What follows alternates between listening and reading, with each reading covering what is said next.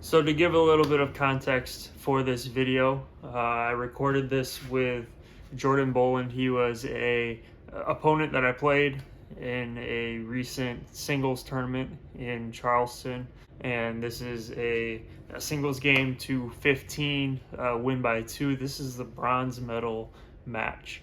So thank you to Jordan for joining me on this episode of the Film Room, and I hope you guys enjoy. So I just wanted to start with kind of before this match, Jordan. What's kind of your process to get yourself, physically and mentally ready for games? I know this is one of the last games because we went all the way through round robin and everything and pool play. Um, but just tell me a little bit about your process. Yeah, absolutely. So, for starters, coming into this match and pretty much the whole day was just high level playing in general, right? I was trying to cut back on mistakes, especially approach shots was kind of probably the one thing I struggle with the most, I'd say. But approach shots, just hitting big, right? Big serves, big returns, kind of just trying to cut back stupid errors, right? That's always kind of been a big problem with in my game. Dumb mistakes. So just no overthinking and just playing pickleball, right? It's kind of what I was going for the whole day. The first thing that I noticed was your serve, and that was the issue that I had. An adjustment I had to make was your serve was big and it was deep, and I don't know if it was this court. I felt like this court was a little shorter than the other ones, but I was like up against the wall on every single one of your serves, and I just couldn't get up.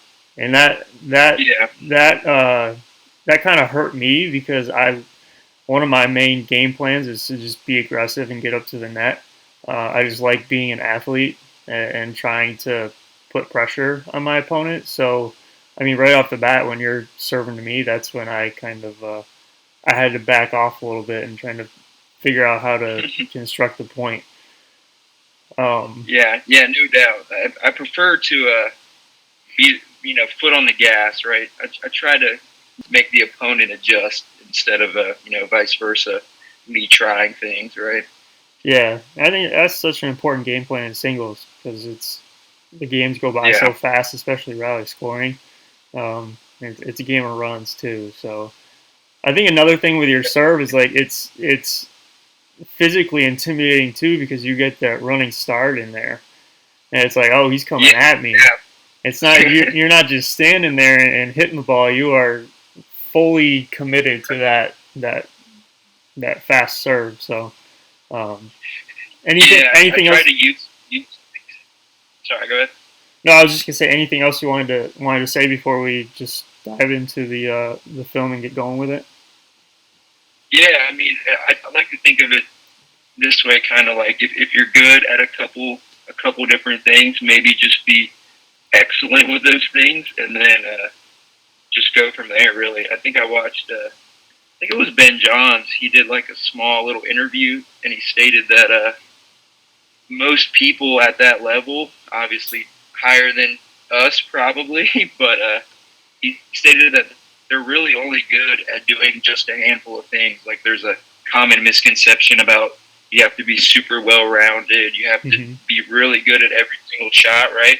Yeah, Where it's like a lot of these dudes are doing like the same three shots, but like spectacular almost, right? yeah, So it's like you can just do those couple things really well. It kind of sets you up to win without having to be, super good at everything. That's kind of what I think, and that's just what I try to do is just do a couple things I know how to do very well, and hmm then hopefully that wins. Go yeah. from there, make changes needed. So do you like more specifically? Do you do anything before we press play on here and then we talk through it? Is there anything like specific that you do like routine wise before each match to get yourself just in the right space mentally and physically?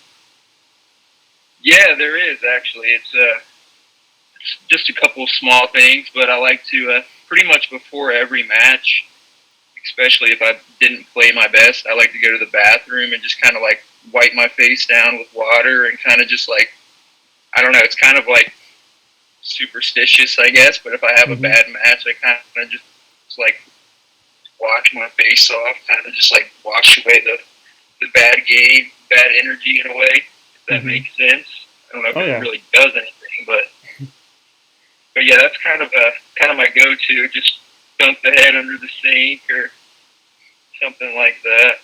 No, that's cool. I appreciate you sharing that. I think it's interesting what different players Yeah, absolutely. do to get themselves in the right space. Because I think you kind of see, like if you're watching a PPA tour or MLP or whatever it is, you're watching those high level pro players. They have their routine with everything, and um, they they just are very repetitive with that to get themselves in the space they need to be. Which um, I think players don't often think about that as they're kind of growing in the sport and they're increasing their skill and trying to get to higher levels. They That kind of piece of it, I think, is not really thought about, or people don't really spend time with it. So yeah, let's. Yeah, I'll hit play on this video and we'll get. That was yeah, we're weird. good now. Well, you got that first point, kind of.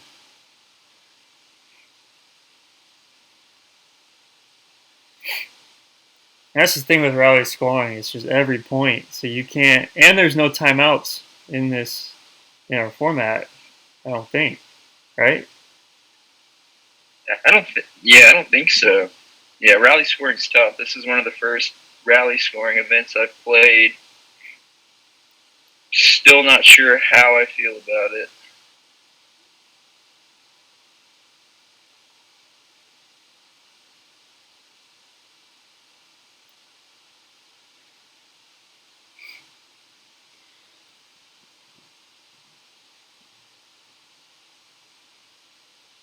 So with this one here, I'm going to talk a little bit about my mindset going through this because um, the point before it was this one.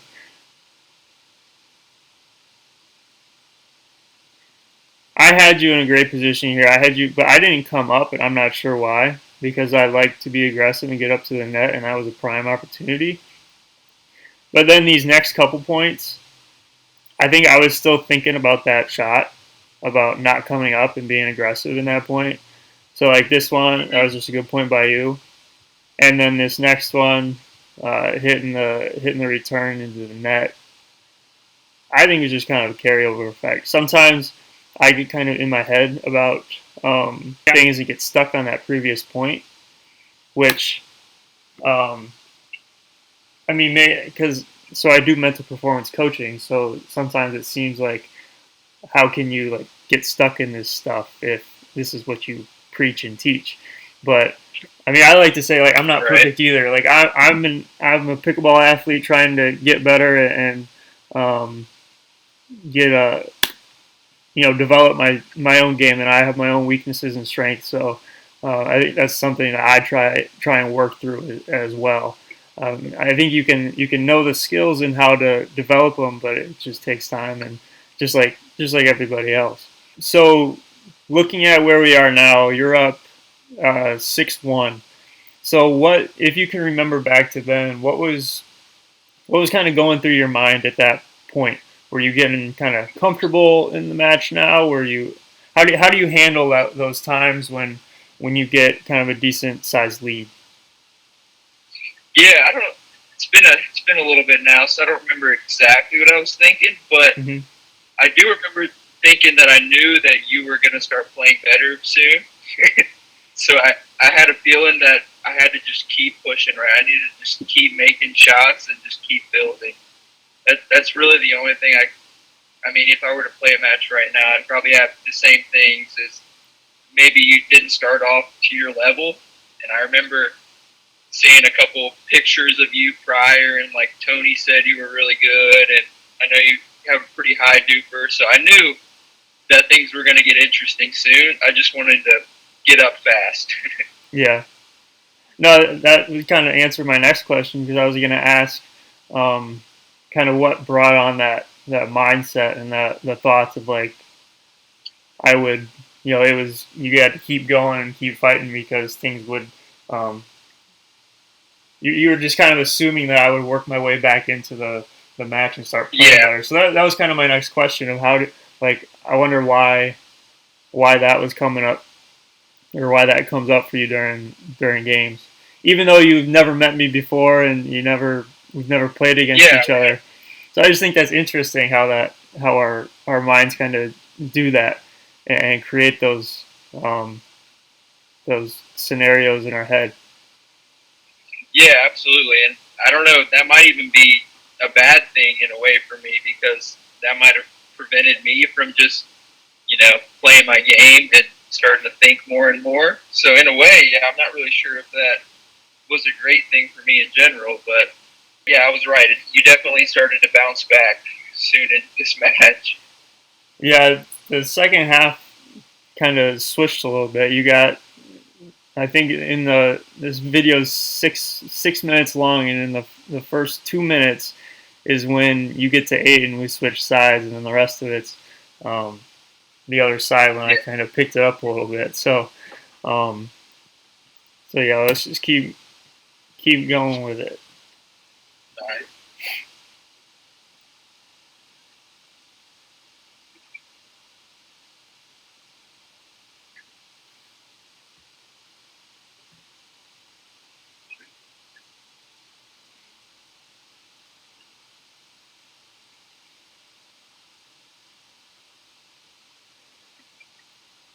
And for me,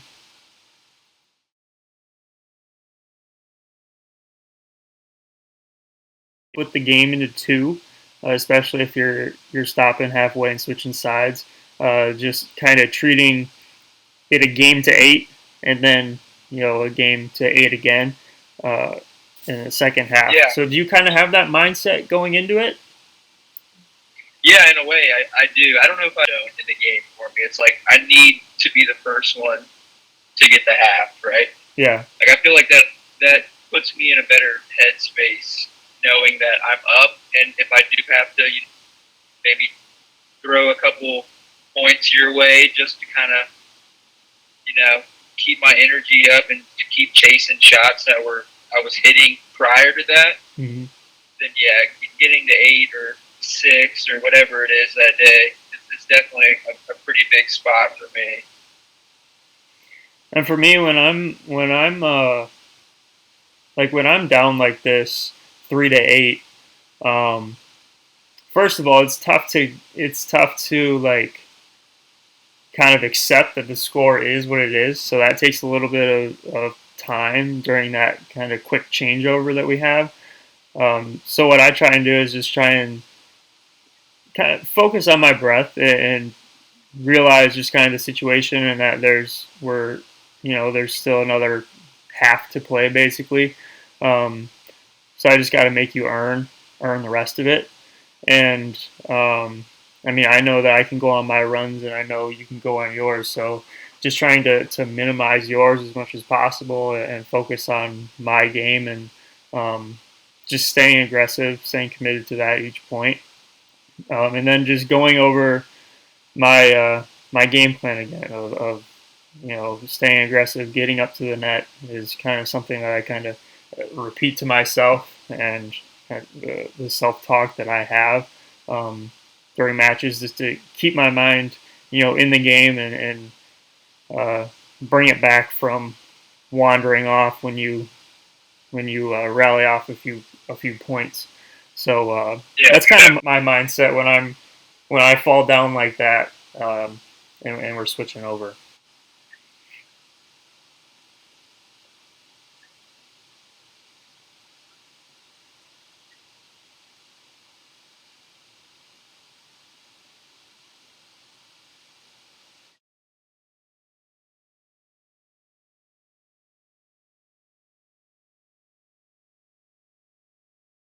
My confidence is growing pretty quickly here. I think starting with that um, drop shot, and then with that serve. Looking back on it now, because you see the next point I hit in the net, but that serve I'm trying to be aggressive on and hit it down the middle, which is what, that's what my game plan is and what I like doing. So looking back on it, uh, it's really not a big deal that I miss that shot. It's, it's how I want to, it's how I want to play and how I want to, how I want to play in singles. What goes on for you here when you have that comfortable lead and you just need one more point, and then I just kind of I kind of get in my flow of things and start hitting shots. So what's your process if you remember this time in the match? What was kind of going through your mind, and did your game plan change, or what's kind of going on for you here? Yeah, I don't think my game plan changed necessarily. I definitely was getting a little tight there at the end. Like, I was kind of just waiting for you to make a couple errors to end the match instead of me maybe going out there and making big shots like I was doing in the first half. Mm-hmm. Which passing shot where you burned me. That was a great shot. I mean, there's not really much I could do about that, I felt like. But yeah, it's just the fact that you're playing really well now, and I can't think like that probably, and I probably should be looking to finish the match myself instead of waiting for you to, make a couple errors and determine it that way. Mm-hmm. And that right there. I mean, that's just a couple errors thrown in the mix, which it happens, right? It's not the end of the world probably, but I definitely would like that one back. But yeah, this one in particular, you burned me there. I felt like I hit a decent approach, got up. So I mean, just a couple things, like I started to realize that you're not going to mess up yourself, really, and I'm going to have to take control again. Yeah. So that was pretty much it right there. Just having to figure out how to put you away. I think that's a really cool kind of realization and mental process, because there's something I talk to with athletes and like pickleball players is there's a difference between I have to I have to play well in order to like execute. There's a difference between that and playing well so that you don't lose. What you were kind of talking about is playing so that you don't lose, which is kind of depending on me to make those errors and not play to my fullest ability. And I think that's a slippery slope, because I mean, in reality, I have no control over how you play, and you have no control over how I play.